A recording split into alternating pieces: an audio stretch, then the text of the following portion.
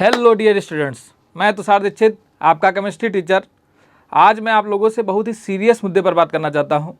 जितने भी बच्चे जेई, नीट या स्कूल फाउंडेशन कोर्स की तैयारी करते हैं, उसमें केमिस्ट्री में जो सबसे इम्पॉर्टेंट टॉपिक है, अगर हम बात करें कि branch of chemistry that is organic chemistry, उसमें बच्चों को बहुत ज़्यादा प्रॉब्लम होती है। प्रॉब्लम होने का रीज़न ये नहीं है कि ऑर्गेनिक केमिस्ट्री बहुत टफ है। इसका बेसिक रीज़न ये है कि बच्चे इसमें समझने की जगह पर रट्टा मारने की कोशिश ज़्यादा करते हैं। वो सोचते हैं कि हम यहाँ कॉन्सेप्ट को याद कर लेंगे और सारे क्वेश्चंस उनके हो जाएंगे, तो ऐसा नहीं होता है। इसी वजह से बच्चे इतना फ्रस्ट्रेट हो जाते हैं कि वो ऑर्गेनिक केमिस्ट्री से रिलेटेड जो क्वेश्चंस होते हैं उन्हीं को छोड़ देते हैं। इतना ज़्यादा फियर हो जाता है ऑर्गेनिक केमिस्ट्री के क्वेश्चंस को कि वो देखने के बाद उसको अटेम्प्ट तक ही नहीं करते हैं। क्वेश्चन कितना भी आसान हो वो उसको ट्राई तक नहीं करेंगे और छोड़ करके चले जाएंगे। तो इस प्रॉब्लम से ओवरकम आने के लिए केमिस्ट्री में या स्पेशली ऑर्गेनिक केमिस्ट्री के जो कॉन्सेप्ट हैं उनको समझने के लिए आज हम लोग एक सीरीज स्टार्ट करने वाले हैं, that is zero to hero series. और किसकी है ये series? That is of organic chemistry. यहाँ से मैं एक बात आपसे ये जरूर कह सकता हूँ कि जैसे जैसे हमारी ये सीरीज आगे बढ़ती रहेगी, आपके ऑर्गेनिक केमिस्ट्री के जो बेसिक्स से लेकर के एडवांस तक के डाउट्स हैं या उसके जो कॉन्सेप्ट हैं वो क्लियर होते जाएंगे।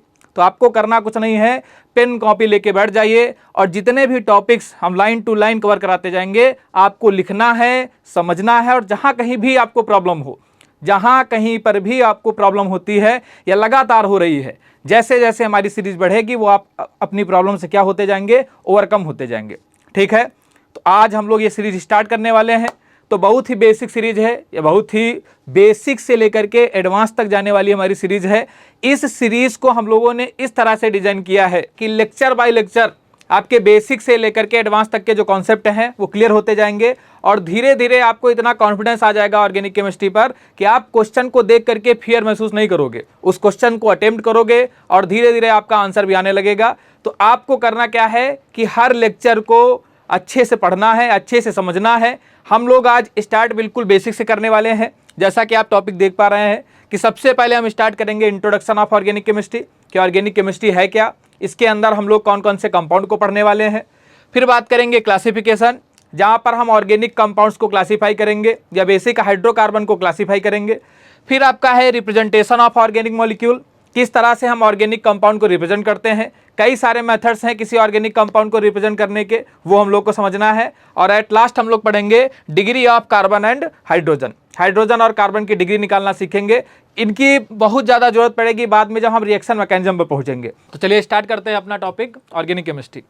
तो ये बात तो सब बच्चे को पता है कि ऑर्गेनिक केमिस्ट्री का मतलब क्या होता है, कि the study of organic compounds. अगर हम ऑर्गेनिक कंपाउंड के बारे में पढ़ना चाहते हैं तो उसी ब्रांच ऑफ केमिस्ट्री को क्या बोला जाएगा, ऑर्गेनिक केमिस्ट्री। तो सबसे पहले तो हमको ये पता होना चाहिए कि ऑर्गेनिक कंपाउंड्स क्या होते हैं। तो ये बात उस समय की है when people were under the influence that there were only two types of compounds. एक होते हैं ऑर्गेनिक कंपाउंड और दूसरे कौन से, इनऑर्गेनिक कंपाउंड। अगर हम कंपाउंड को डिवाइड करें तो पहले ये माना जाता था कि कंपाउंड केवल दो तरह के होते हैं, एक हो गए आपके ऑर्गेनिक कंपाउंड्स और दूसरे हो गए आपके इनऑर्गेनिक कंपाउंड्स। तो ये बात सही थी भाई, चल रहा था स्टार्टिंग में। लेकिन बाद में हुआ क्या, इस बात को सपोर्ट करने के लिए एक दूसरे साइंटिस्ट भी आए। वो साइंटिस्ट कौन से थे आपके, बर्जीलियस। अब बर्जीलियस ने क्या कहा कि बर्जीलियस एक थ्योरी लेके आया जिसको हम बोलते हैं बर्जीलियस वाइटल फोर्स थ्योरी। अब बर्जीलियस की वाइटल फोर्स थ्योरी क्या थी, जरा ये समझिए।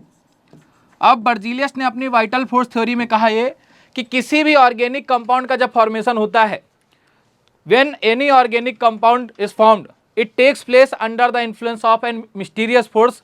उस फोर्स को हम क्या बोलते हैं, वाइटल फोर्स। कि जब कभी भी कोई भी ऑर्गेनिक कंपाउंड बनेगा उसके बनने के लिए जो रिस्पॉन्सिबल फोर्स है वो कौन सा है, वाइटल फोर्स। और ये फोर्स केवल और केवल कहाँ पाया जाता है, लिविंग ऑर्गेनिजम्स में। ठीक है, तो हम ये बोल सकते हैं, या बर्जीलियस का कहना यह था कि those compounds which are directly और indirectly isolated from living organisms are called organic compound. और यहीं से इनको ऑर्गेनिक नाम दे दिया गया। ठीक है, बर्जीलियस ने बताया। और था क्या कि बर्जीलियस बहुत ही रेपुटेटेड साइंटिस्ट थे उस समय। अगर हम बात करें बर्जीलियस के बारे में तो बर्जीलियस ने किया क्या था, अगर आप लोग नहीं जानते हो इनको, तो बर्जीलियस ने दिया था लॉ ऑफ डेफिनिट प्रोपोर्शन, कि जब कभी भी किसी भी कंपाउंड का फॉर्मेशन होगा एलिमेंट के कॉम्बिनेशन से, तो एलिमेंट किस रेशियो में कंबाइन करेंगे, इसके बारे में इन्होंने अपने इस लॉ में बताया था। तो कंपाउंड के बारे में इनकी जो थीसिस थी वो बहुत ज़्यादा फेमस थी। कंपाउंड को बहुत अच्छे से समझते थे बर्जीलियस। तो जब बर्जीलियस ने कहा अपनी वाइटल फोर्स थ्योरी में कि organic compounds are those compounds which can be synthesised from living organisms, ये डायरेक्टली आइसोलेशन भी हो सकता है और इनडायरेक्टली आइसोलेशन भी हो सकता है, और उन कंपाउंड को क्या कहा गया, ऑर्गेनिक कंपाउंड्स। लेकिन बर्जीलियस ने बताया ये कि ऑर्गेनिक कंपाउंड के बनने के लिए एक मिस्टीरियस फोर्स रिस्पॉन्सिबल होता है भाई, और उस मिस्टीरियस फोर्स को हम क्या बोलते हैं, वाइटल फोर्स। क्लियर है। अब वाइटल फोर्स कहां पाया जाता है, इन्होंने कहा कि केवल और केवल लिविंग ऑर्गेनिजम्स के अंदर आपका वाइटल फोर्स मिलेगा, किसी भी नॉन लिविंग ऑर्गेनिज्म के अंदर, नॉन लिविंग थिंग्स के अंदर आपको वाइटल फोर्स नहीं मिलेगा। मतलब यहां से क्या निकला कि एक हो गए आपके ऑर्गेनिक कंपाउंड और दूसरे हो गए आपके इनऑर्गेनिक कंपाउंड। तो बर्जीलियस ने क्या कर दिया कि एक पूरा का पूरा लाइन करके आपको बता दी कि no organic compound can be synthesised in laboratory by taking a inorganic compound. कभी भी ऐसा नहीं हो सकता है कि किसी ऑर्गेनिक कंपाउंड का हम फॉर्मेशन कर सके, कहां से, इनऑर्गेनिक कंपाउंड से। तो भाई बर्जीलियस का नाम बहुत बड़ा था, लॉ ऑफ डेफिनिट प्रोपोर्शन दिया, कंपाउंड का कॉम्बिनेशन इन्होंने समझाया, कंपाउंड का डिवीजन उन्होंने किया। तो लोगों ने कहा कि बर्जीलियस कह रहे हैं तो सही होगा। कई सालों तक यही थ्योरी चलती रही। बर्जीलियस का नाम इतना बड़ा था कि किसी को कॉन्ट्राडिक्ट करने की जरूरत ही महसूस नहीं हुई, और हमेशा लोगों ने कहा कि ऑर्गेनिक कंपाउंड को हम कभी भी लेबोरेटरी में नहीं बना सकते हैं। अगर हम एग्जांपल ले लें तो ऑर्गेनिक कंपाउंड जो उस समय का फेमस था दैट वाज यूरिया। अगर हम बात करें तो urea was very famous organic compound at that time, आज भी फेमस है। अगर आपको पता हो तो इसको हम फर्टिलाइजर में यूज करते हैं, ठीक। और यूरिया का जो फॉर्मेशन होता था, याद रखिए आप लोग, यूरिया का जो फॉर्मेशन होता है वो यूरिया का फॉर्मेशन कहाँ से करते हैं भाई, कहाँ से किया जाता था, यूरिन ऑफ मैमल्स से, यूरिन ऑफ मैमल्स, यहाँ से यूरिया का फॉर्मेशन किया जाता था। और ये भी क्या था, एक ऑर्गेनिक कंपाउंड फर्टिलाइजर में यूज किया जाता था। इनऑर्गेनिक कंपाउंड का एग्जांपल ले लें अगर, तो जैसे आपका हो गया रॉक सॉल्ट, NaCl, ये कहाँ से एक्सट्रैक्ट किए जाते हैं, मिनरल से या रॉक से, जैसे NaCl हो गया। दूसरा लाइमस्टोन की बात करते हैं, कैल्शियम कार्बोनेट। तो ये डिवीजन हो गया कंपाउंड का, और बर्जीलियस ने अपनी वाइटल फोर्स थ्योरी में ये बता दिया कि कभी भी किसी ऑर्गेनिक कंपाउंड का फॉर्मेशन इनऑर्गेनिक कंपाउंड से नहीं कर सकते हैं। ठीक है, चल रही थी बात, कोई प्रॉब्लम नहीं थी इसमें। लेकिन हुआ क्या कि एक साइंटिस्ट थे, उनका नाम था volar. Volar was a French, ठीक है। वोलर अपने लैब में एक एक्सपेरिमेंट कर रहे थे। क्या था भाई एक्सपेरिमेंट इनका, ये एक अमोनियम साइनेट नाम का कंपाउंड था, एक NH4CNO। This is ammonium cyanate, this is ammonium cyanate. और अमोनियम साइनेट क्या है, एन इनऑर्गेनिक कंपाउंड। कोई प्रॉब्लम नहीं है, अच्छी बात कर रहे हैं, करने दीजिए, इनऑर्गेनिक कंपाउंड। लेकिन ये जब अमोनियम साइनेट को जब हीट किए तो ये कंपाउंड डिवाइड हो गया, ठीक, इसका डिकम्पोजिशन हो गया और यहाँ से एक नया कंपाउंड बन गया, दैट इज NH2CONH2।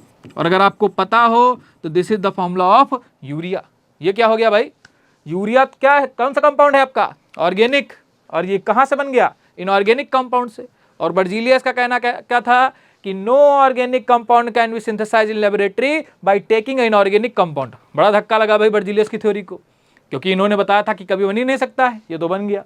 अब वोलर लेके पहुंचे भाई बर्जीलियस के पास, कहे देखिए कि हमने इनऑर्गेनिक कंपाउंड से ऑर्गेनिक कंपाउंड का फॉर्मेशन कर दिया। अब बात फिर से वही थी कि बर्जीलियस की थ्योरी को एक एक्सीडेंट के बेसिस पर रिजेक्ट करना ये किसी को लॉजिकल नहीं लगा। तो अभी भी यही कहा गया कि बर्जीलियस की जो थ्योरी है बिल्कुल सही है, ये केवल और केवल एक एक्सेप्शन है जहाँ पर एक्सीडेंटली इस कंपाउंड का फॉर्मेशन हो गया। अभी भी बर्जीलियस की थ्योरी चल रही थी। लेकिन कुछ सालों बाद एक साइंटिस्ट थे, कोल्ब नाम के साइंटिस्ट थे, ठीक। ये कर क्या रहे थे कि कार्बन डाइसल्फाइड के वेपर्स थे, इनऑर्गेनिक कंपाउंड है भाई ये भी, इसके वेपर्स को रिएक्ट करा रहे थे क्लोरीन के साथ, और यहां से भी एक नया कंपाउंड बन गया, दैट इज CH3COOH। और कौन सा कंपाउंड है ये, एसिटिक एसिड। कौन सा कंपाउंड है ये, acetic acid. This is very well known organic compound, ठीक है। रेस्टोरेंट वगैरह में जाते हो तो आपको जो प्याज दिया जाता है, टेस्ट करते हो, जो पिंक कलर का रहता है, टेस्ट करते हो तो आपको थोड़ा सा खट्टापन महसूस होता है। वो जो आता है टेस्ट आपका, उसका बेसिक रीजन क्या है, acetic acid. Vinegar 5% of solution को हम क्या बोलते हैं, विनेगर बोलते हैं, इसी का 5% सोल्यूशन होता है। और ये कंपाउंड भी कैसा हो गया आपका, ऑर्गेनिक। अब ये भी वही हो गया प्रॉब्लम कि फिर से इनऑर्गेनिक कंपाउंड से किसका फॉर्मेशन हो गया, ऑर्गेनिक का। कोल्ब ने भी बना दिया। अरे बाद में इसी कार्बन डाइसल्फाइड से किसका फॉर्मेशन हो गया, मीथेन का। मीथेन का भी फॉर्मेशन हो गया। और ये किसने बनाया, बर्थेलॉट नाम के साइंटिस्ट थे एक भाई, बर्थेलॉट नाम के साइंटिस्ट थे, इन्होंने कार्बन डाइसल्फाइड से किसका फॉर्मेशन कर दिया, मीथेन का, जिसको क्या बोलते हैं हम लोग, मार्स गैस। और आपको तो पता ही है ये भी कौन सा कंपाउंड है, ऑर्गेनिक कंपाउंड। अब बर्जीलियस की जो थ्योरी थी वो पूरी तरह से क्या कर दी गई, रिजेक्ट कर दी गई, क्योंकि बर्जीलियस का तो कहना यही था, पूरी की पूरी थ्योरी इसी ऊपर बेस्ड थी कि कभी भी किसी ऑर्गेनिक कंपाउंड को हम लेबोरेटरी में इनऑर्गेनिक कंपाउंड से नहीं बना सकते हैं, वो तो गलत हो गया। तो बर्जीलियस की थ्योरी रिजेक्ट कर दी गई।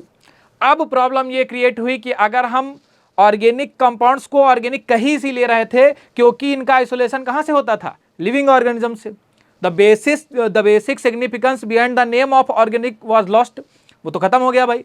अब क्या करें, तो साइंटिस्ट लोगों ने कहा क्या करते हैं कि जितने भी ऑर्गेनिक कंपाउंड हैं, चलिए इसको देख लीजिए, मीथेन हो गया आपका और एसिटिक एसिड हो गया, दोनों कंपाउंड को जरा ध्यान से देख लीजिए, और दोनों के दोनों कंपाउंड में आपको कार्बन दिख रहा है। तो ये सोल्यूशन किया गया कि ऐसे कंपाउंड जहां पर कार्बन प्रेजेंट हो, अगर आपको कार्बन मिल जाए तो ऐसे कंपाउंड को ही हम क्या बोल देंगे, ऑर्गेनिक कंपाउंड। तो फिर से लोगों ने कहा चलो ठीक मान तो लेते हैं कि ऑर्गेनिक कंपाउंड में क्या प्रेजेंट है, कार्बन, तो बोलेंगे ऐसे कंपाउंड जहां पर कार्बन प्रेजेंट है वो ऑर्गेनिक कंपाउंड है। लेकिन आपको भी पता है कि ऑर्गेनिक कंपाउंड, सारे ऑर्गेनिक कंपाउंड जहां पर कार्बन हो वो तो ठीक है, लेकिन बहुत सारे कंपाउंड ऐसे हैं जहां पर कार्बन तो होता है लेकिन वो ऑर्गेनिक नहीं होते हैं। जैसे जितने भी कार्बोनेट्स हो गए, कोई एग्जांपल ले लीजिए, for example calcium carbonate, carbon है भाई। फॉर एग्जांपल आपका ले लेते हैं कैल्शियम बाइकार्बोनेट, कार्बन है भाई, यहाँ कार्बोनेट हो गए, बाइकार्बोनेट हो गए, साइनेट्स हो गए, आइसोसाइनेट्स हो गए, थायोसाइनेट्स हो गए। There are large number of compound जहां पर कार्बन तो प्रेजेंट है लेकिन वो ऑर्गेनिक नहीं है। तो भाई अब क्या किया जाए, ऑर्गेनिक कंपाउंड को किस तरह से डिफाइन किया जाए, प्रॉब्लम तो ये खड़ी हो गई। बर्जीलियस की थ्योरी भी गलत हो गई, हमने ऑर्गेनिक बोल भी दिया इनको, बाद में कार्बन के बेसिस पर भी डिफाइन किया, लेकिन दोनों थ्योरीज पूरी तरह से रिजेक्ट हो गई।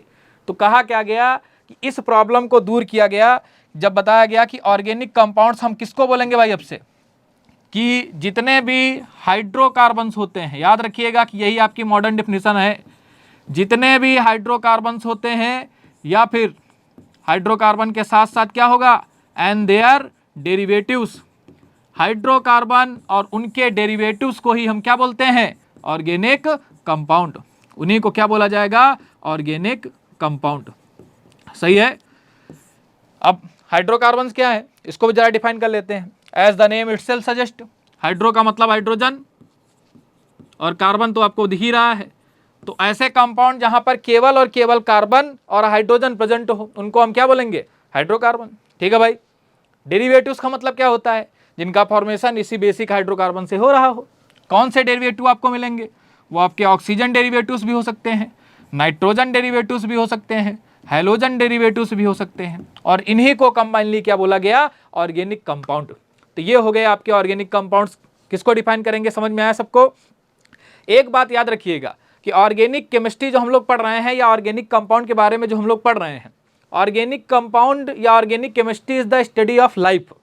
हम किसी कंपाउंड का अगर फॉर्मेशन करते हैं, फॉर एग्जांपल अगर हम बात करें ऑक्सीजन या कार्बन डाइऑक्साइड की, किसी भी आप ऑर्गेनिक कंपाउंड के लीजिए, ठीक, किसी ऑर्गेनिक कंपाउंड को बनाने के लिए हमारी बॉडी के अंदर जिस तरह से की केमिकल रिएक्शन चलती हैं, ठीक उसी तरह से उस कंपाउंड को बनाने के लिए प्लांट जो वगैरह होते हैं या लेबोरेटरीज वगैरह होती हैं वहाँ रिएक्शन होती है। ठीक, तो अगर हम अपने लाइफ के अंदर चलने वाली या अपने बॉडी के अंदर चलने वाली प्रॉपर्टीज को, रिएक्शंस को समझना चाहते हैं, और वही रिएक्शन आपको कौन बताएगा, ऑर्गेनिक केमिस्ट्री बताएगी। ठीक है, यहाँ तो कोई प्रॉब्लम तो नहीं है। एक बात याद रखिएगा कि ऑर्गेनिक कंपाउंड का इंपॉर्टेंस जितना आपके पेपर में है, वेटेज में जितना है, उतने ही ज़्यादा आपको यहाँ से चीज़ें सीखने को मिलेंगी। ऑर्गेनिक कंपाउंड अगर आप सुबह से लेकर देखें शाम तक तो ऑर्गेनिक कंपाउंड से ही गिरे हुए हैं। अगर जब सुबह उठते हैं आप लोग तो जो ब्रश वगैरह करते हैं, अगर करते हैं तो वो भी क्या है, आपका ऑर्गेनिक कंपाउंड है। रात में सोते हुए आपका जो मॉस्किटो रिपेलेंट है वो भी क्या है, एक ऑर्गेनिक कंपाउंड है। आप बैठे हो, लिख पा रहे हो, पेन कॉपी लेकर के चल रहे हो, तो आपने एक कार्बोहाइड्रेट नाम का एक ऑर्गेनिक सब्सटेंस कंज्यूम किया है जिसकी वजह से आपको एनर्जी मिली है। क्लियर है। आप मुझे देख पा रहे हो या कोई भी चीज़ें देख पा रहे हो तो आपकी आंखों में रेटिनल नाम का एक एमिनो एसिड है जिसकी वजह से आप मुझे देख पा रहे हो। कुछ चीज़ें सुन पा रहे हो, मुझे सुन रहे हो, दूसरी चीज़ों को सुन रहे हो, तो उसका रीज़न भी है कि आपके कानों में ग्लूटामिक एसिड नाम का एक अमीनो एसिड है। तो अगर हम देखें तो पूरी तरह से ऑर्गेनिक कंपाउंड से हम गिरे हुए हैं। तो अगर हम बात करें तो आज का जो समय है today's era, it is the era of organic compound. Organic compound में ही लगातार थीसिस चलती रहती है। अगर हम आपको एक डाटा दें तो ऑर्गेनिक कंपाउंड में एक बात तो आपको समझ में आ गई कि यहाँ पर क्या प्रेजेंट है, आपका कार्बन। अगर मैं आपको एक डाटा दूं तो हम लोग जानते हैं कि अपनी पीरियोडिक टेबल में टोटल कितने एलिमेंट हैं, 118 elements in our periodic table, 118 element हैं। उसमें से एक कार्बन को अलग कर दीजिए, क्या हो गया, 117 एलिमेंट अलग हो गए, और आपका एक एलिमेंट अलग हो गया, कौन सा, कार्बन। इन 117 एलिमेंट से बनने वाले कंपाउंड जो हैं उनका नंबर लगभग 50,000 to 1 लाख है। इन 117 एलिमेंट से बनने वाले जो कंपाउंड हैं उनका नंबर लगभग 50,000 to 1 लाख है। But carbon alone forms 10 million of compound, लगभग 10 मिलियन ऑफ कंपाउंड कार्बन बनाता है, और millions of compounds are added in this list every year. हर साल लगभग 1 मिलियन कंपाउंड इस लिस्ट में ऐड किए जाते हैं। रीजन आपको पता है कि कैटिनेशन है, सेल्फ लिंकिंग है, ठीक है, ये आसानी से बॉन्ड बनाता है, कोवलेंट बॉन्ड का फॉर्मेशन आसानी से करता है, ये सब आप लोग पढ़ चुके हो। ठीक, ये बात समझ में आ रही है आपको कि ऑर्गेनिक कंपाउंड का इंपॉर्टेंस इतना ज़्यादा है कि पूरी की पूरी फार्मास्यूटिकल इंडस्ट्री जो आपकी है वो सारे कंपाउंड आपके ऑर्गेनिक हैं। जो पॉलीमर हैं, जो आप शूज़ वगैरह पहनते हो वो भी किससे बने हुए हैं, वो भी क्या है, आपके ऑर्गेनिक कंपाउंड। जो डाई आप यूज़ करते हो वो भी क्या है, आपके ऑर्गेनिक कंपाउंड। तो ऑर्गेनिक कंपाउंड का इंपॉर्टेंस हमारी लाइफ में बहुत ज़्यादा है। तो क्या यहाँ से आपको बात समझ में आ रही है कि क्या है ऑर्गेनिक कंपाउंड, ऑर्गेनिक कंपाउंड की हिस्ट्री क्या थी, किस लिए हम ऑर्गेनिक कंपाउंड को ऑर्गेनिक बोलते हैं, और आज स्टैंडर्ड डेफिनेशन क्या है, किसको हम ऑर्गेनिक कंपाउंड बोलेंगे, ऐसे कंपाउंड जो क्या है, हाइड्रोकार्बन और उसके डेरिवेटिव्स, उन्हीं को क्या बोला जाएगा, ऑर्गेनिक कंपाउंड्स।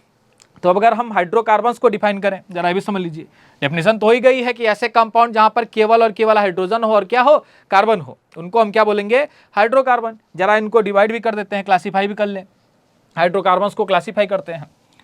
तो क्लासिफिकेशन दो तरह से होता है हाइड्रोकार्बन का। एक होता है आपका, पहला क्लासिफिकेशन जो है वो है आपका ओपन चेन हाइड्रोकार्बन। आप लोगों ने छोटी क्लास में पढ़ा है, ये बहुत ही बेसिक चीज़ें हैं।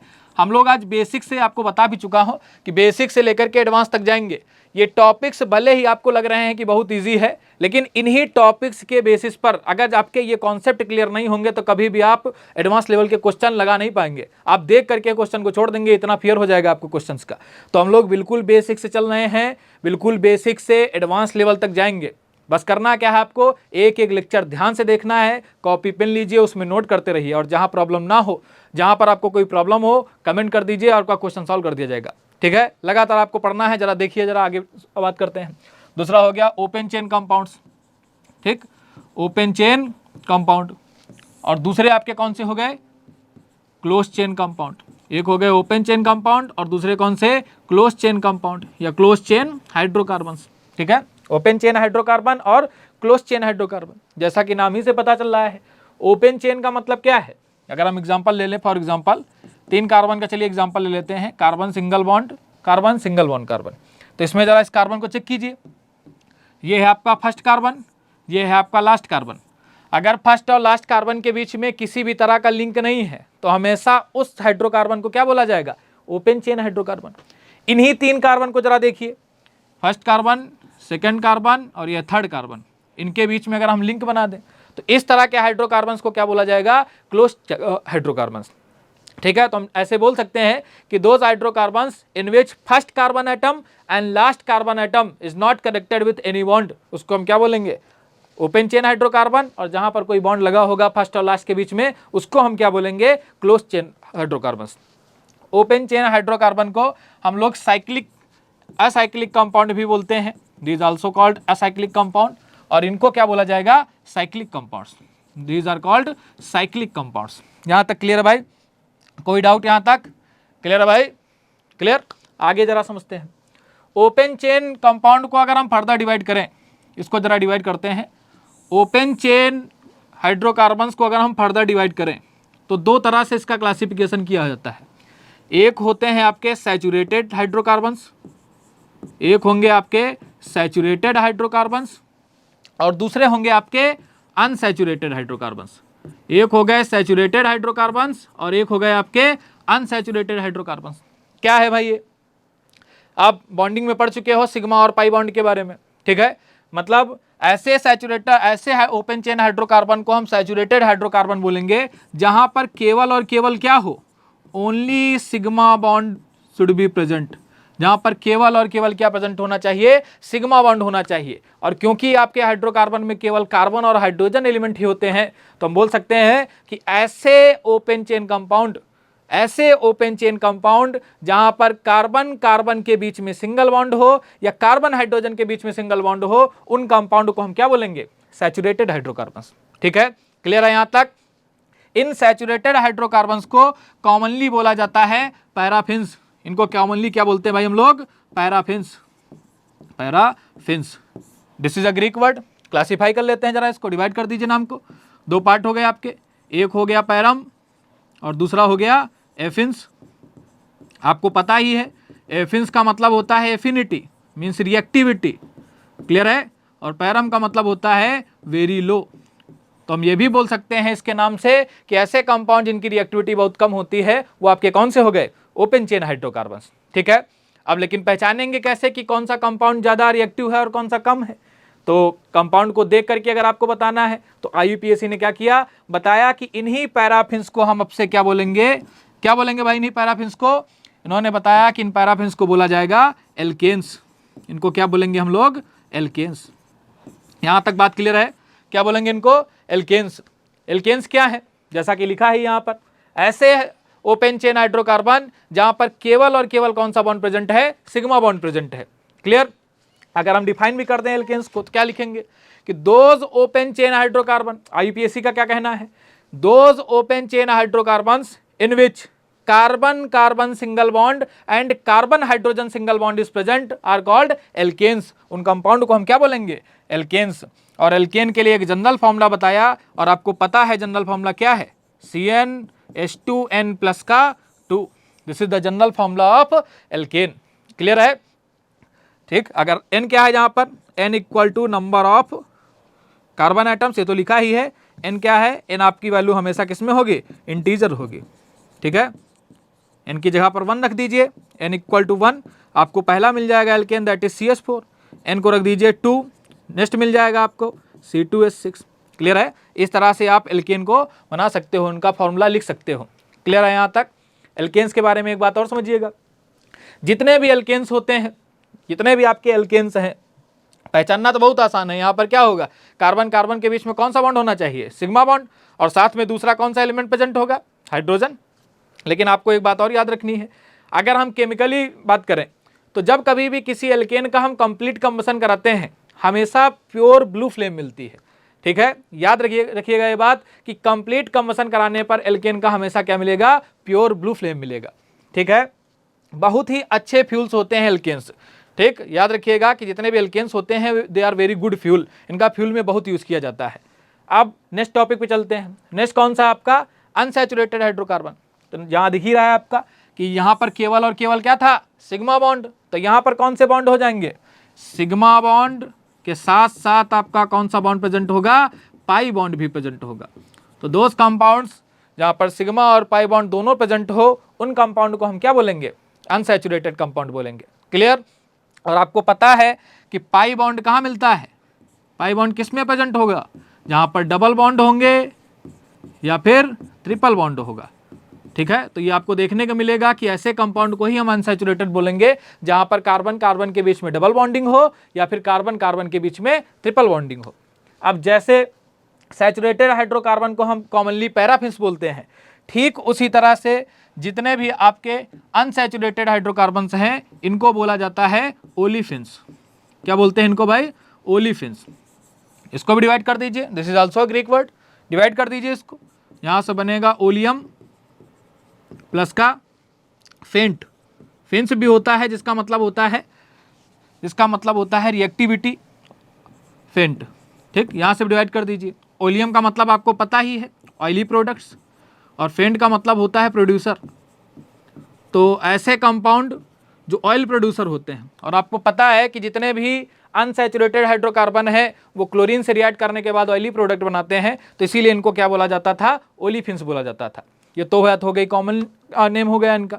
IUPAC ने क्या किया, देखा कि अनसैचुरेटेड हाइड्रोकार्बन में डबल बॉन्ड भी हो सकता है, ट्रिपल बॉन्ड भी हो सकता है, तो इन्होंने इसको फर्दर दो पार्ट में क्लासिफाई कर दिया। एक हो गए आपके एल्कीन्स, एक हो गए आपके एल्कीन्स और एक हो गए आपके एल्काइंस, एक हो गए आपके एल्कीन्स और एक हो गए आपके एल्काइंस।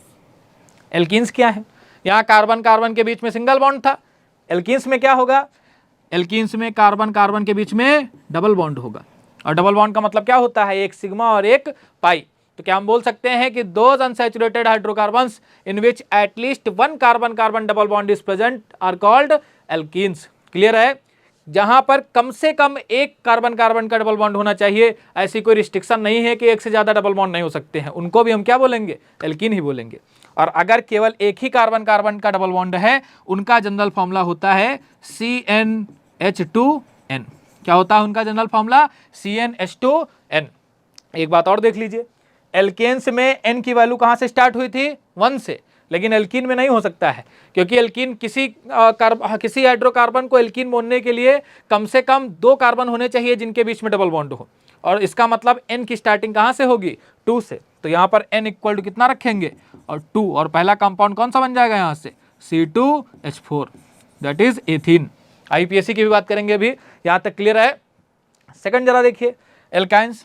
एल्काइंस क्या होते हैं, जैसे यहाँ पर कार्बन कार्बन डबल बॉन्ड है, यहाँ पर क्या होगा, कार्बन कार्बन ट्रिपल बॉन्ड। तो क्या हम बोल सकते हैं कि those unsaturated hydrocarbons in which at least one carbon carbon triple bond is present are called alkynes. फिर से वही बात है कि कम से कम एक कार्बन कार्बन का ट्रिपल बॉन्ड होना चाहिए, और ट्रिपल बॉन्ड का मतलब क्या होता है, एक सिग्मा और 2 पाई, बीच वाले को सिग्मा मान लीजिए, ऊपर नीचे वाले को क्या मान लेते हैं, पाई। क्लियर है भाई यहाँ तक।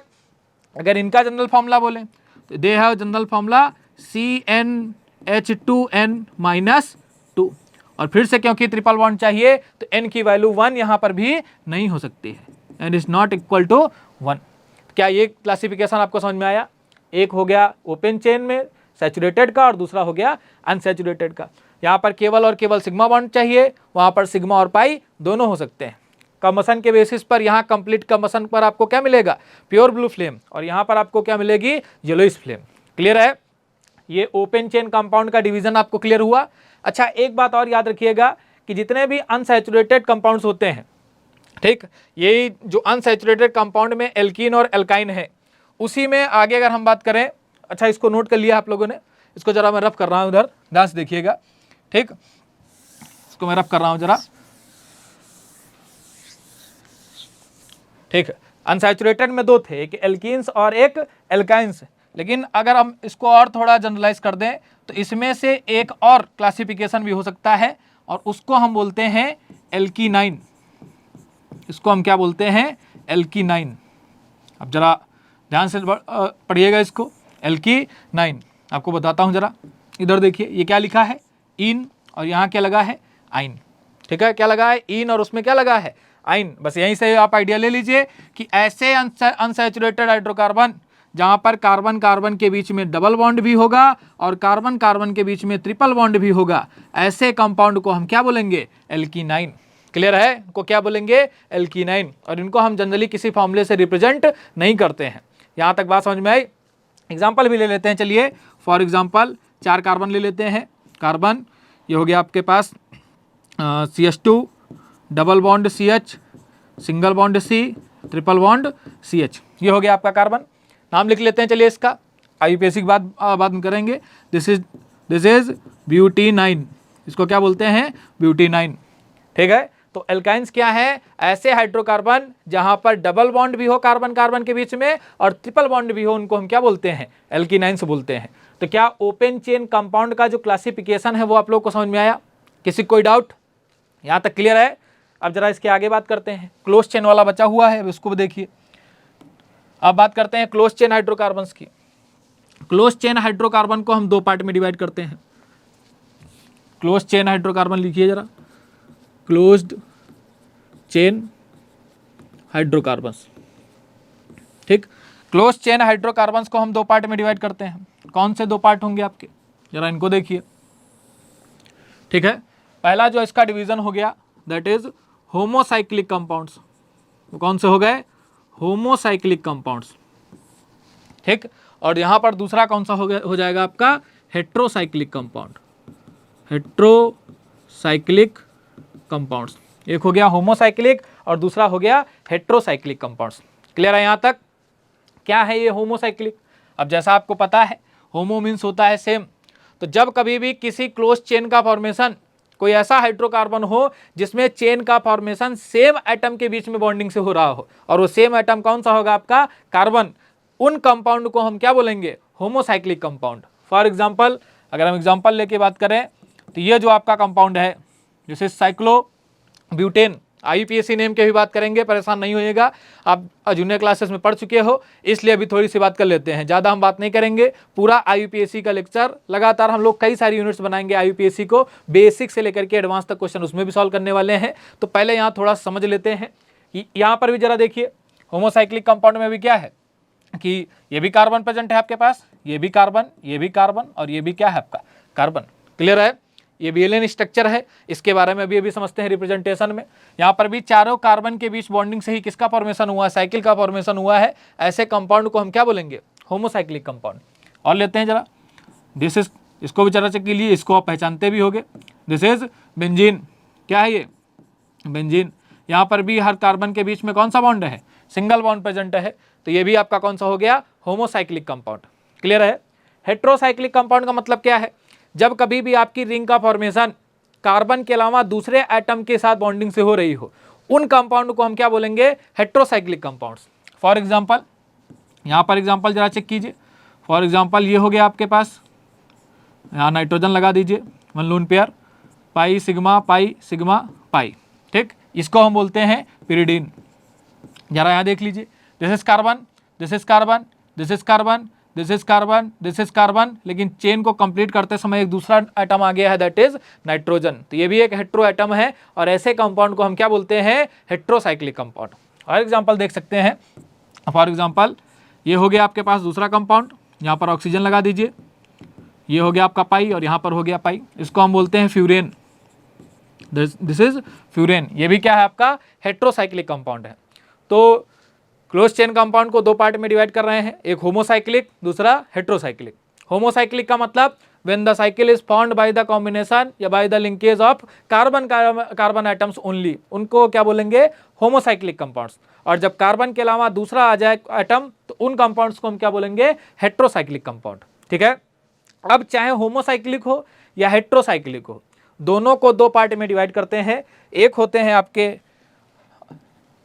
हैं आपके एलिसाइक्लिक कंपाउंड्स, एक होते हैं आपके एलिसाइक्लिक कंपाउंड्स, और दूसरे होते हैं आपके एरोमेटिक कंपाउंड्स। एक होते हैं आपके एलिसाइक्लिक कंपाउंड्स और दूसरे होते हैं आपके एरोमेटिक कंपाउंड्स। ठीक है? एरोमेटिक कंपाउंड्स क्या है, जरा ये समझ लीजिए। एरोमेटिक जो वर्ड है ये अरोमा से बना हुआ है, और जिसका मतलब आपको पता है क्या होता है? Pleasant smell. तो इन कंपाउंड को स्मेल करने पर एक प्लीजेंट स्मेल आपको मिलती है, तो उनको हम क्या बोलेंगे? Aromatic compound. देख के पहचानेंगे कैसे? उसके लिए अब जब हम लोग जीओसी पढ़ेंगे तो वहाँ पर हकल्स रूल आएगा, उसके बेसिस पर हम डिफाइन करेंगे कि किन कंपाउंड को एरोमेटिक बोलते हैं। अभी क्योंकि हम डिवीजन ही कर रहे हैं, और आपको इतना पता होना चाहिए, आइडिया होना चाहिए कि एरोमेटिक कंपाउंड्स जैसे बेंजीन, ऐसे समझ सकते हो कि जिसमें बेंजीन आ रही हो या बेंजीन का रिपीटिशन हो रहा हो यूनिट का, उसको हम क्या बोलेंगे? Aromatic compound. एग्जाम्पल लेते हैं, जरा एग्जाम्पल से डिफाइन करते हैं इसको। फॉर एग्जाम्पल जैसे आपका हो गया बेंजीन, यहीं से स्टार्ट करते हैं, ये हो गया आपका बेंजीन। ठीक है? ये भी क्या, कौन सा कंपाउंड है? आपका एरोमेटिक कंपाउंड। और एग्जांपल ले लेते हैं, ये हो गया आपके पास दूसरी, ये हो गया, यहाँ से लगाइए, pi sigma pi sigma pi, यहाँ से अंदर लगा दीजिए, पहले एक काम करिए,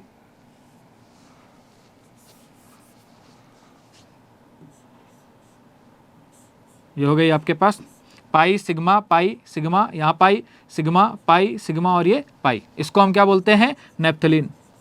क्या है ये? नेप्थलीन। ठीक है? और चाहे तो एग्जांपल भी लिख सकते हो, एक और लगा दीजिए रिंग यहाँ इसी में, ये हो गई आपके पास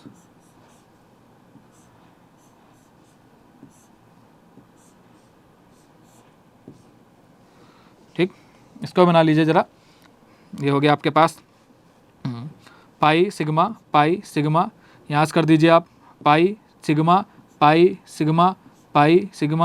यहाँ पाई हो गया, पाई सिग्मा, यहाँ पाई कर दीजिए, सिग्मा ये पाई क्लियर है? अल्टरनेट पे पाई सिग्मा लगाना है। इसको हम क्या बोलते हैं? एंथ्रासीन। क्या बोलते हैं इसको भाई, एंथ्रासीन। इसी को इसके सेकंड वाले केस के ऊपर लगा दीजिए, उसको हम बोलते हैं फिनेंथ्रासीन। ये सारे कंपाउंड आपके कौन से हैं, एरोमेटिक कंपाउंड। मतलब यहाँ से आपको क्या मिलेगा, प्लीजेंट स्मेल। इसमें बात करते हैं एलिसाइक्लिक कंपाउंड में।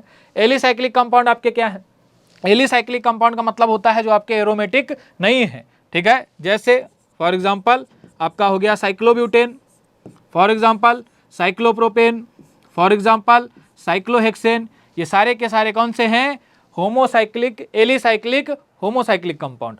और ये बेंजीन वगैरह आपके क्या हैं, these are homocyclic aromatic compound. तो क्या दोनों क्लियर हुए आपके। जरा हेट्रोसाइक्लिक को भी डिवाइड कर लेते हैं, इनको भी फर्दर दो पार्ट में डिवाइड करिए आप। एक हो जाएंगे आपके एलिसाइक्लिक, एक हो गए आपके एलिसाइक्लिक और दूसरे हो गए आपके एरोमेटिक। एक हो गया एलिसाइक्लिक और दूसरे हो गए एरोमेटिक ना।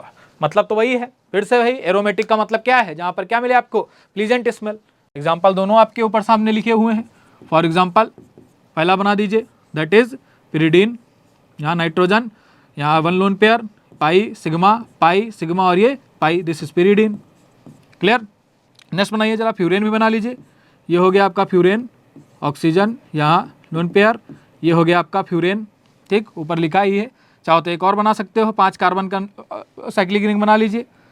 ये हो गया, ये हो गया, यहाँ नाइट्रोजन लगाइए, यहाँ हाइड्रोजन लगा दीजिए, ये और ये, इसको बोलते हैं पाइरोल। इसको क्या बोलेंगे हम लोग, पाइरोल। क्लियर है यहाँ तक, क्या बात समझ में आई। ये हो गया आपका पाइरोल। ये भी क्या है आपके, ये सारे के सारे कंपाउंड कौन से हैं, एरोमेटिक हेट्रोसाइक्लिक कंपाउंड। एलिसाइक्लिक का एग्जांपल देखना चाहते हो, ये फ्यूरेन जो हो गया या पाइरोल हो गया, दोनों को ही क्या कर दीजिए, दोनों की रिएक्शन हाइड्रोजन से करा दीजिए, ठीक है। मतलब हाइड्रोजिनेशन रिएक्शन करा दीजिए, इसका टेट्रा हाइड्रोजिनेशन करा दीजिए, इसका भी टेट्रा हाइड्रोजिनेशन करा दीजिए। टेट्रा का मतलब 4, इस वाले कार्बन को जो दिख रहा है यहाँ, इस वाले कार्बन को, इस वाले कार्बन को, इस वाले कार्बन को और इस वाले कार्बन को, चारों जगह क्या लगा दीजिए, हाइड्रोजन लगा दीजिए और पाई बॉन्ड को हटा दीजिए। मतलब यहाँ बनाते हैं, चलिए, मतलब आपका क्या बनेगा, ये कुछ इस तरह से, ये हो गया ऑक्सीजन और यहाँ दोनों जगह से पाई बॉन्ड हट गया, यहाँ पर क्या लग गया, हाइड्रोजन। इसको बोलते हैं टेट्राहाइड्रोफ्यूरेन। इसको क्या बोलते हैं भाई, टेट्राहाइड्रोफ्यूरेन। ठीक इसी तरह से आप चाहो तो पाइरोल का भी करा दीजिए हाइड्रोजिनेशन, दोनों पाई बॉन्ड हटा दीजिए और दोनों जगह पर क्या लगा दीजिए, हाइड्रोजन ऐड कर दीजिए। तो क्या बनेगा यहाँ से, ये हो गया नाइट्रोजन, ये हो गया हाइड्रोजन, दोनों पाई बॉन्ड हट गए और यहाँ पर आपने क्या ऐड कर दिया, हाइड्रोजन। इसको बोलते हैं पाइरोलिडीन, पाइरोलिडीन। क्लियर है। तो ये हो गए आपके एलिसाइक्लिक कंपाउंड। तो क्या आपको हाइड्रोकार्बन क्या होते हैं ये बात क्लियर हुई।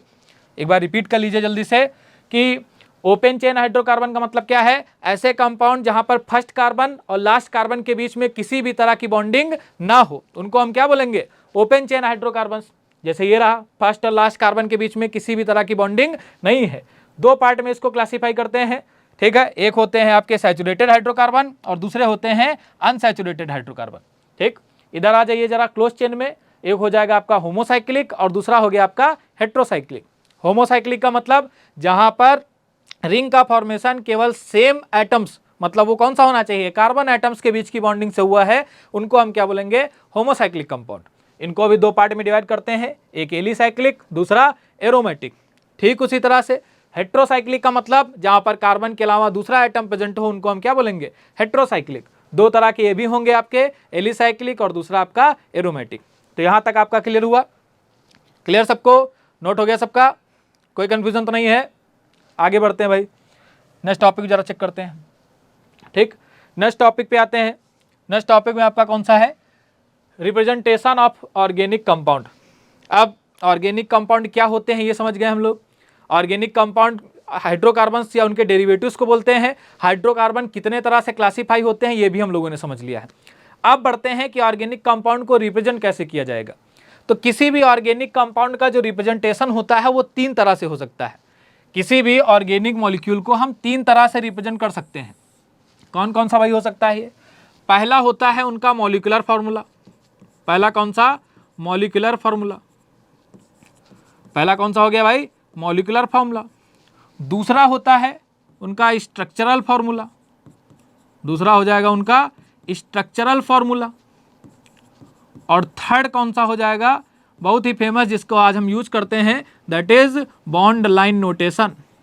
कौन सा, बॉन्ड लाइन नोटेशन, जिसको हम कॉमनली शॉर्ट में क्या लिखेंगे, BLN, this is bond line notation. तो तीन तरह से किसी ऑर्गेनिक मॉलिक्यूल को रिप्रेजेंट किया जा सकता है। पहला मॉलिक्यूलर फॉर्मूला लिख दे। क्या होता है मॉलिक्यूलर फॉर्मूला, आपने पढ़ा भी है कि मॉलिक्यूलर फॉर्मूला उसको बोलते हैं जहां पर केवल और केवल हम कंपाउंड में प्रेजेंट एलिमेंट्स के एटम्स को शो करते हैं। कितने नंबर ऑफ एटम्स प्रेजेंट है हम वो शो करेंगे, लेकिन इस फॉर्मूले के अंदर हम किसी भी तरह की बॉन्डिंग को रिप्रेजेंट नहीं करते हैं। क्लियर है, समझ में आई बात। यहां पर हम क्या करेंगे, केवल और केवल टोटल नंबर ऑफ एटम्स लिखेंगे, केवल और केवल उसके सिंबल लिखेंगे, लेकिन हम वहां पर किसी भी तरह की बॉन्डिंग को रिप्रेजेंट नहीं करेंगे। जैसे अगर हम एग्जांपल के बेसिस पर बात करें, एग्जांपल चलिए ले लेते हैं।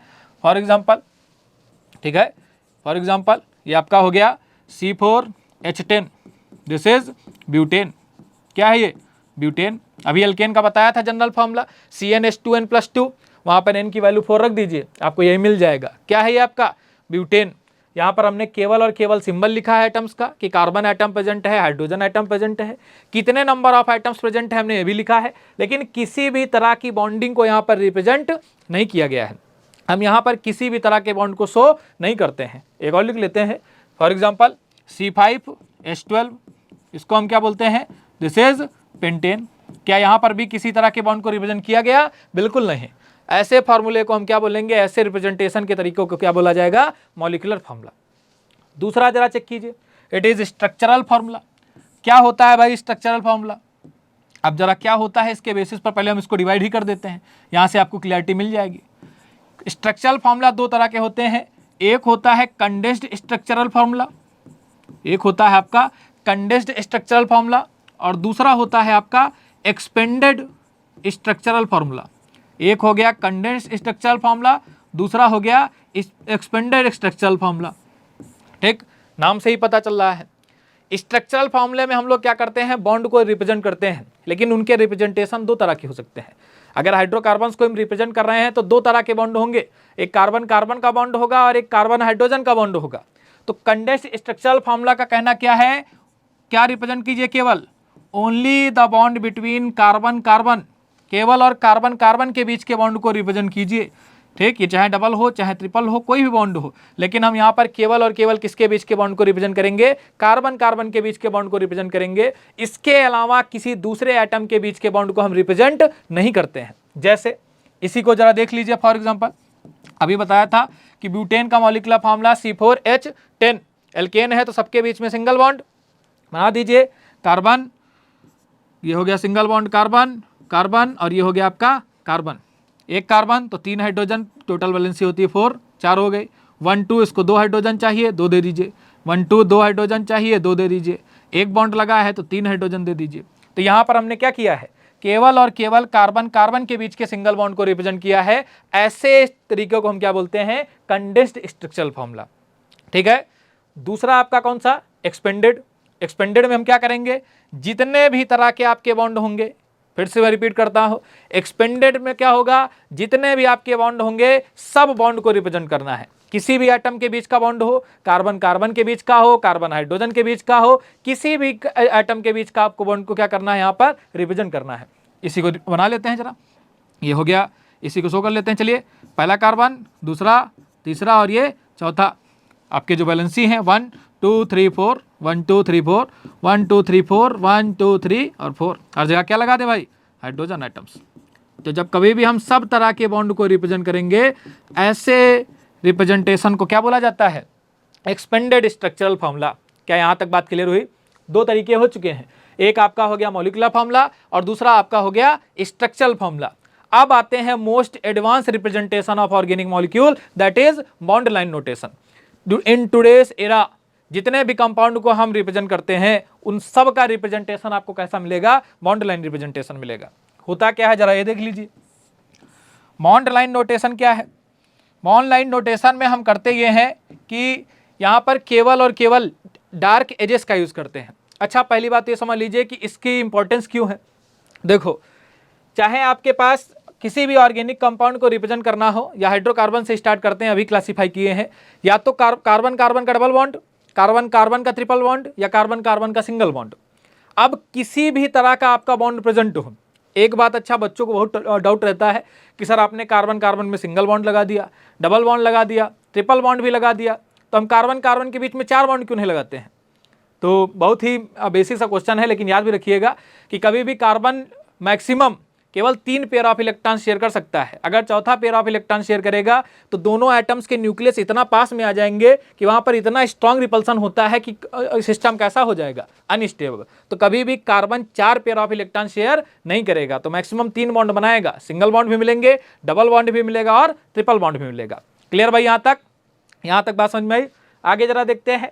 BLN की इंपॉर्टेंस इसलिए यूज हुई कि अब तक हम कार्बन डबल बॉन्ड हो, सिंगल बॉन्ड हो या ट्रिपल बॉन्ड हो, सबको एक सिंगल लाइन, स्ट्रेट लाइन से रिप्रेजेंट कर रहे थे। स्ट्रक्चर में यही तो करते हैं, एक सिंगल बॉन्ड है तो सिंगल लाइन, डबल बॉन्ड हो तो डबल लाइन, ट्रिपल बॉन्ड हो तो ट्रिपल लाइन से रिप्रेजेंट करते हैं। लेकिन हुआ क्या कि देखा यह गया कि कार्बन कभी भी, चाहे वो सिंगल बॉन्ड बनाए कार्बन के साथ, चाहे डबल बॉन्ड बनाए, चाहे ट्रिपल बॉन्ड बनाए, कभी भी उनके बीच का बॉन्ड एंगल 180 डिग्री नहीं होता है। याद रखिएगा, कार्बन कार्बन के बीच का कभी भी बॉन्ड एंगल 180 डिग्री नहीं होता है। और अगर 180 डिग्री इनके बीच का बॉन्ड एंगल नहीं है तो हम इसको स्ट्रेट लाइन में रिप्रेजेंट नहीं कर सकते हैं। क्या बात समझ में आई? इसीलिए सबसे ज्यादा लॉजिकल जो रिप्रेजेंटेशन है वो कौन सा है? BLN, क्योंकि यहां पर हम स्ट्रेट लाइन नहीं जिगजैग लाइन रिप्रेजेंट करेंगे। ठीक है? जैसे कितने कार्बन है भाई आपके पास? 4, तो 4 एजेस आपको दिखाने हैं जिगजैग लाइन में, तो फर्स्ट, सेकंड, थर्ड और ये आपका हो गया फोर्थ। क्लियर है? कोई जरूरत नहीं है आपको किसी भी तरह के हाइड्रोजन को दिखाने की।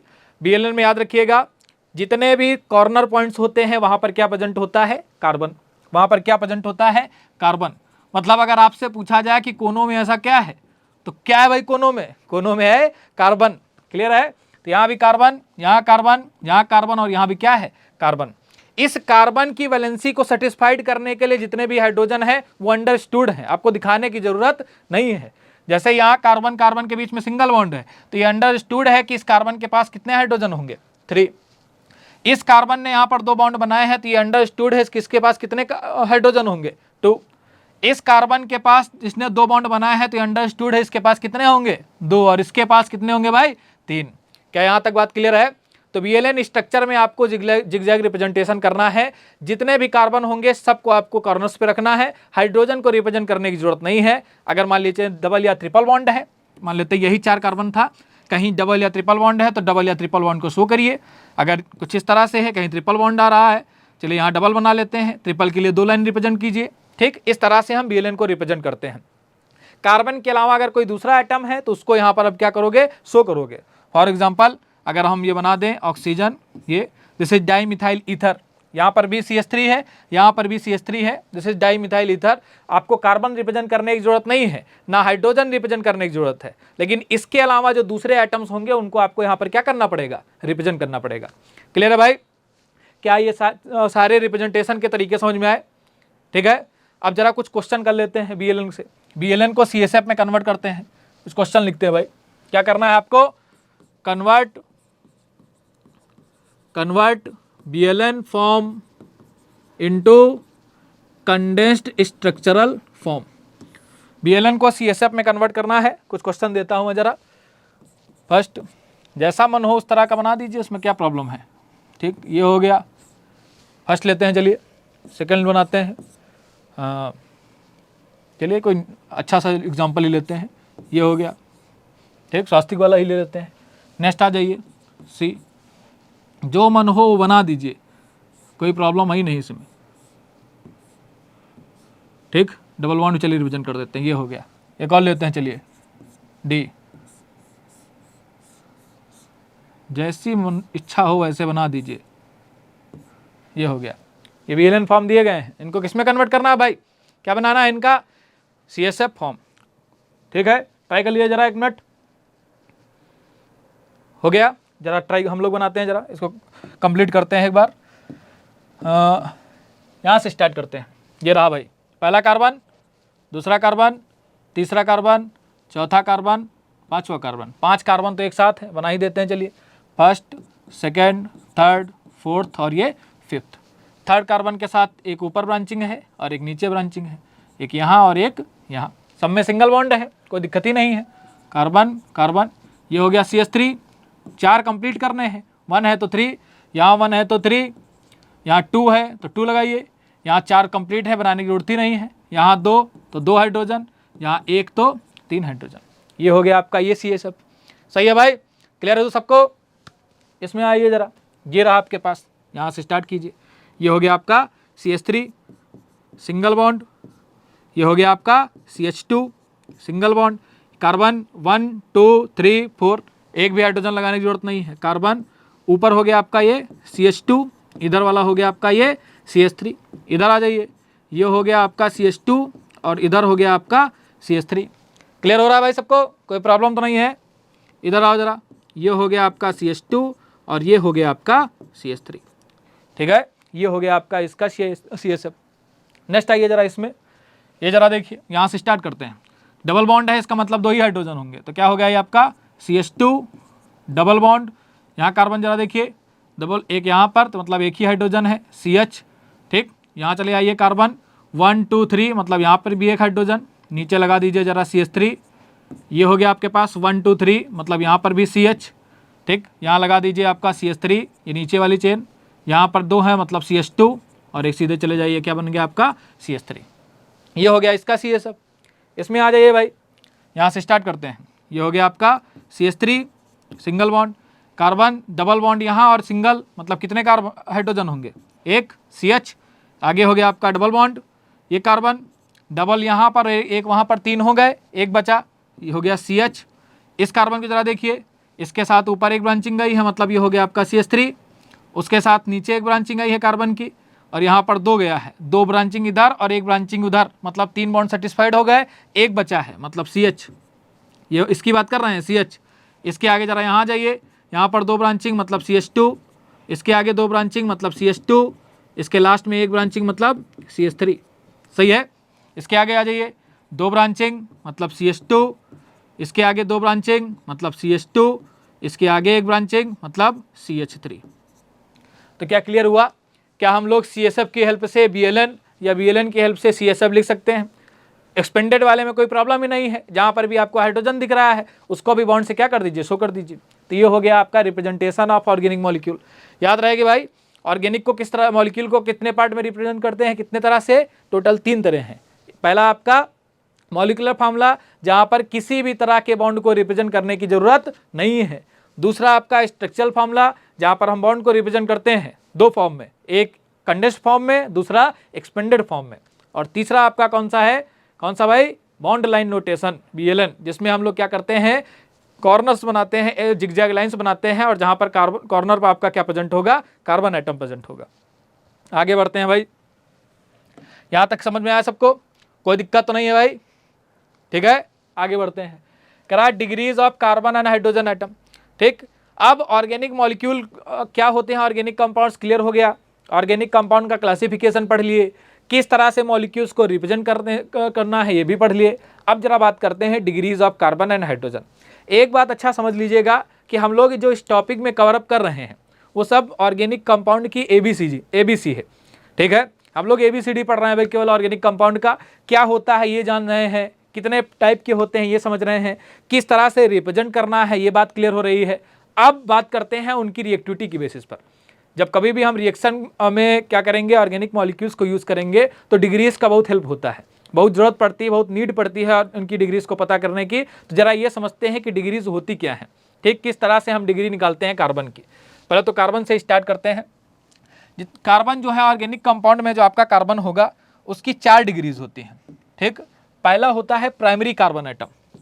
फर्स्ट होता है आपका प्राइमरी कार्बन एटम, जिसको हम बोलते हैं 1 डिग्री कार्बन एटम। क्या बोलते हैं भाई हम लोग? 1 डिग्री कार्बन एटम। ठीक, क्या बोलते हैं? 1 डिग्री कार्बन एटम। होता क्या है 1 डिग्री? ऐसा carbon atom directly connected with 1 carbon atom. जो केवल और केवल एक कार्बन एटम से डायरेक्टली कनेक्ट होगा उसको हम क्या बोलेंगे? 1 डिग्री कार्बन एटम। ठीक, 2 डिग्री का मतलब होगा, ये हो गया सेकेंडरी, सेकेंडरी की बात करते हैं।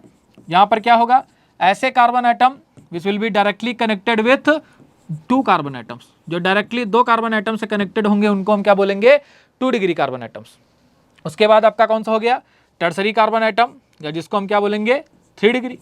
उनको क्या बोल सकते हैं भाई, जल्दी से बताओ, किसको क्या बोलेंगे, ऐसे कार्बन एटम कनेक्टेड विथ कितने कार्बन, 3 कार्बन एटम्स। कितने से कनेक्ट होगा भाई, 3 कार्बन एटम्स। क्लियर है। एक और होता है आपका, that is quaternary carbon atom, इसको हम क्या बोलेंगे 4 डिग्री। एंड उस कार्बन एटम को हम 4 डिग्री बोलते हैं जो कितने कार्बन एटम से कनेक्टेड होगा, 4 कार्बन एटम से कनेक्टेड होगा। ठीक, तो 4 तरह की डिग्रीज होती हैं कार्बन की, primary carbon, secondary carbon, tertiary carbon और क्वाटर्नरी कार्बन। अच्छा, कुछ बुक्स में है क्या कि एक 0 डिग्री, जरा एग्जांपल लेके समझाता हूँ, दैट इज CH4। इसको जरा देखिए, कार्बन के साथ डायरेक्टली 4 हाइड्रोजन कनेक्टेड है। यहाँ पर एक भी कार्बन तो कनेक्ट नहीं कार्बन से। अगर हम इस कार्बन की डिग्री बताना चाहें, इस कार्बन की अगर डिग्री बताना चाहें तो क्या बताएं, 1 डिग्री के लिए 1 कार्बन होना चाहिए, 2 डिग्री में 2, 3 डिग्री में 3, क्वाटर्नरी में 4, यहाँ तो एक भी नहीं है। ठीक, तो कुछ बुक्स में इसको लिखा गया है super primary carbon atom, super primary carbon atoms, super primary carbon atom. ठीक है, तो याद रखिएगा super primary carbon atom is nothing but primary carbon atom. जैसा कि आपका रिएक्शन में प्राइमरी कार्बन एटम बिहेव करता है, ठीक वैसे ही किसका बिहेवियर होगा वहां पर, सुपर प्राइमरी कार्बन एटम का। लेकिन फिर भी दिमाग में याद रखिएगा। अच्छा, ये किसके बेसिस पे बोल रहे हैं जरा ये भी समझ लीजिए। जैसे ये आपका CH4 है, मीथेन कार्बन आपका कौन सा हो गया, सुपर प्राइमरी कार्बन एटम। एक हाइड्रोजन हटा करके OH लगा दीजिए, ये बन गया मीथेनॉल, अल्कोहल। ठीक, इसी तरह से 1 डिग्री की जा लीजिए, CH3 CH2, ये CH3, this carbon is 1 degree carbon atom. यहाँ से एक हाइड्रोजन एटम हटा करके OH लगा दीजिए, तो CH3 CH2 OH, this is ethanol, ये हो गया इथेनॉल। दोनों कंपाउंड की जो प्रॉपर्टीज होती हैं वो सेम आती हैं। ठीक है, मतलब 1 डिग्री कार्बन एटम और सुपर प्राइमरी कार्बन एटम में से अगर कोई फंक्शनल ग्रुप हम ऐड कर दें तो जो दोनों की प्रॉपर्टीज होंगी वो कैसी होंगी, सेम होती है। इसीलिए हम बोलते हैं कि super primary carbon atom is nothing but primary carbon atom. क्या ये बात क्लियर है, समझ में आई बात। केवल डायरेक्ट लिंकेज चेक करना है, कार्बन एक कार्बन से कनेक्टेड 1 डिग्री, 2 कार्बन से कनेक्टेड तो 2 डिग्री, 3 कार्बन से कनेक्टेड तो 3 डिग्री और 4 कार्बन से कनेक्टेड तो 4 डिग्री। क्लियर है। हाइड्रोजन कैसे पता करेंगे कि डिग्री ऑफ हाइड्रोजन क्या है। जब कभी भी आपको हाइड्रोजन की डिग्री चेक करनी हो तो क्या कीजिए, उस कार्बन की डिग्री से चेक कीजिए, उस कार्बन की जो डिग्री है वो पता कर लीजिए, वही किसकी निकलेगी डिग्री, हाइड्रोजन की। मतलब ऐसा हाइड्रोजन जो 1 डिग्री कार्बन से कनेक्टेड होगा 1 डिग्री हाइड्रोजन, 2 डिग्री कार्बन से कनेक्टेड होगा 2 डिग्री हाइड्रोजन, 3 डिग्री कार्बन से कनेक्टेड होगा 3 डिग्री हाइड्रोजन। ठीक है, 4 डिग्री कार्बन से कनेक्टेड होगा, हो ही नहीं सकता है क्योंकि कार्बन की चारों वैलेंसी सेटिस्फाइड हो गई, तो हाइड्रोजन के लिए तो स्पेस बचा ही नहीं।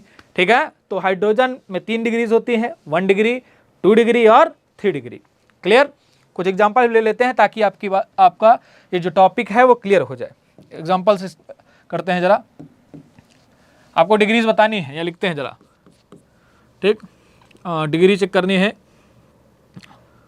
इसकी डिग्री पता करना है, फाइंड द डिग्री ऑफ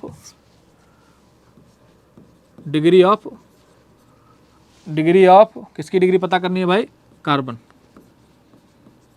की डिग्री हम लोग को पता करनी है। ठीक, क्वेश्चन लेते हैं जरा, एक एग्जांपल लेते हैं इस पर। For example CH3 CH2 C, ये हो गया CH3, ये CH3, ये हो गया CH3। ठीक, सेकंड लेते हैं जरा,